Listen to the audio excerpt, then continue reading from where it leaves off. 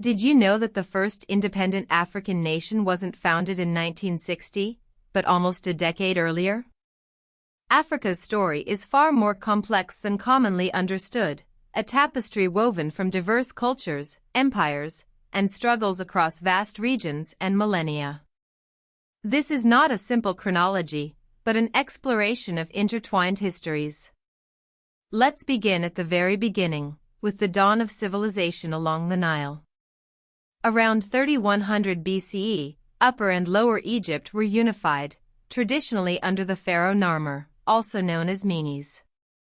This marked the start of dynastic rule, laying the foundation for a civilization that would shape the course of history. Visuals of iconic pyramids and hieroglyphs often dominate our perception of ancient Africa, but Egypt was not alone. To the south, around 2500 BCE, the kingdom of Kerma arose in Nubia, present-day Sudan. Kerma rivaled Egypt in power and influence, a testament to the independent development of complex societies in the region. These early Nile and Nubian civilizations established centralized governments, monumental architecture, and long-distance trade, demonstrating Africa's pioneering role in shaping human society. Fast forward to the 9th century BCE, and we find a new power emerging in North Africa, Carthage.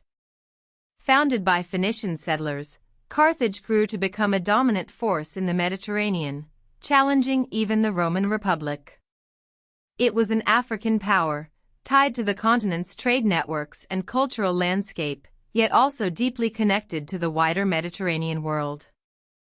The clash between Rome and Carthage in the Punic Wars culminated in the destruction of Carthage in 146 BCE, marking a turning point in the region's history. Now, let's leap across the continent and forward in time. During the 4th century CE, Bantu-speaking peoples migrated southward, settling among the San and Khoikhoi communities of southern Africa. This migration shaped the demographic and linguistic landscape of the region, laying the groundwork for the emergence of new societies and political structures. Centuries later, in the 1480s, Portuguese navigator Bartolomeu Dias rounded the southern tip of Africa, becoming the first European to do so. This marked the beginning of a new era of intensified European engagement with the continent, driven by trade and exploration. Vasco da Gama's landing on the Natal coast in 1497 further solidified this trend, paving the way for future colonization. In 1652, Jan van Riebeeck established the Cape Colony at Table Bay for the Dutch East India Company. This settlement marked the beginning of European colonial presence in southern Africa, setting the stage for centuries of conflict and dispossession.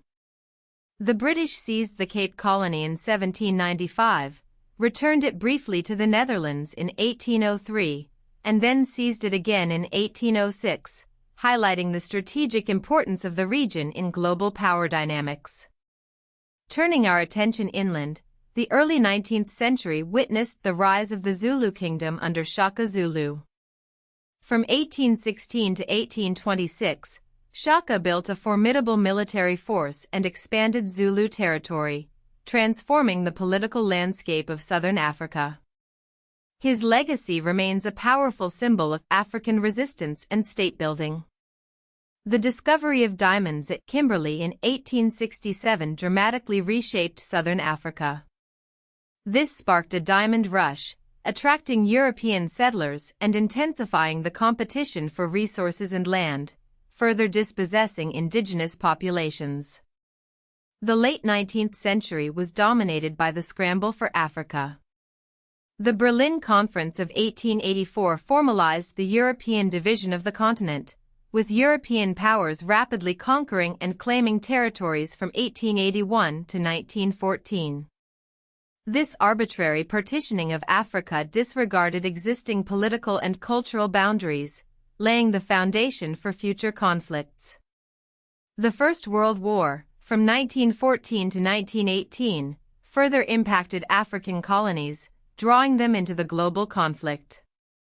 African soldiers were conscripted to fight for European powers, and the war reshaped colonial economies and Political landscapes.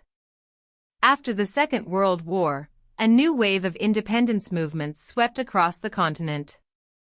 Libya gained independence in 1951, becoming the first African state to do so in the post-war era. Egypt followed in 1952, through the Free Officers' Revolution. But it was 1960 that became known as the Year of Africa, witnessing the independence of numerous states, including Nigeria, Senegal, Mali, and many others. By the end of the decade, Africa had 48 independent nations, a testament to the growing strength of anti-colonial movements. However, independence did not always bring stability. Many newly independent states inherited colonial borders, economies, and political structures, leading to internal conflicts and challenges to nation building. In South Africa, the National Party rose to power in 1948, paving the way for apartheid legislation. This system of racial segregation and discrimination became a defining struggle of the 20th century, both within South Africa and internationally. Namibia gained independence in 1990 after a long anti-apartheid and anti-colonial struggle, marking a significant victory for the liberation movements in southern Africa. The end of apartheid finally came in 1994, when South Africa held its first democratic elections, ending white minority rule and ushering in a new era of hope and reconciliation. Nelson Mandela's release from prison and subsequent election as president became a symbol of the triumph over racial injustice. More recently, in 2011, South Sudan gained independence after a long and brutal civil war, demonstrating that state formation and secession remain unresolved issues in post-colonial Africa. Even today, many modern border disputes and internal conflicts can be traced back to colonial boundary making, particularly the decisions made during the Berlin Conference. Contemporary political rhetoric about African unity often draws on the memory of the 1960 independence wave and the formation of post-colonial regional blocs. The legacies of resource extraction from the colonial era remain visible in modern economies built around minerals, oil, and cash crops. Africa's story is a complex and multifaceted one. It's a story that demands a deeper understanding of its diverse cultures, empires, and struggles. It's a story that continues to unfold, shaping the future of the continent and the world. Let's remember that Africa's history didn't begin with European colonization, and its future is being written by Africans themselves.